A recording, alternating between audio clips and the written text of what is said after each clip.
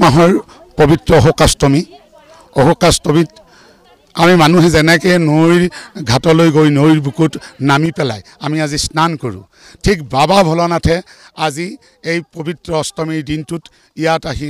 বুঢ়াদিয়া নৈৰ পাৰলৈকে আহি এই ঘাটত নামি তাৰ পৰা নৈত পুৰোহিত বৃন্দৰে সৈতে গৈ আমি তেওঁক স্নান কৰাওঁ স্নান কৰি আজি বিল্লেশ্বৰ দেৱালয়ত যিটো বাবাৰ নিত্য নৈমিত্তিক পূজা সেই পূজাভাগ আজি ইয়াৰ মানে বুঢ়াদিয়া নৈৰ ঘাটতেই আমাৰ পূজা অৰ্চনা চলে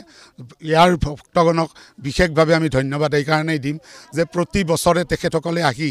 বাবাক আদৰি আনি ইয়াৰ ঘাটত যথেষ্ট সময় তেওঁলোকে দিয়ে আৰু বাবাৰ শ্ৰীচৰণত আশীৰ্বাদ লয় আৰু আশীৰ্বাদ লৈ পেলাই তেওঁলোকে নিজৰ নিজৰ স্থানলৈকে গুচি কৰে আমিও বাবাক ইয়াৰ পৰা লৈ গৈ কুলবিল শিৱালয়ত আমি তেওঁক পূজা অৰ্চনা আগবঢ়াওঁ আৰু পূজা অৰ্চনা কৰি তাৰ পৰা আমি পনে পনে গৈ ভক্তসকলৰ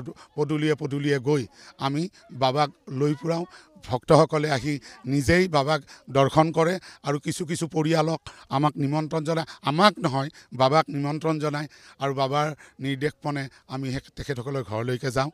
আমাক মানুহবিলাকে আগতীয়াকৈ খবৰ দিয়ে যে বাবা ভোলানাথক এবাৰ আমাৰ চোতালত পদূলি মুখত এবাৰ খোজ দিয়াব লাগে ঠিক তেনেকৈ আমি যাবলৈ বাধ্য হৈ যাওঁ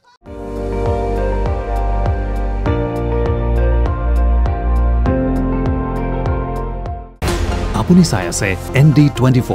সৰ্বশ্ৰেষ্ঠ নহয় সৰ্বোত্তমৰ দৌৰত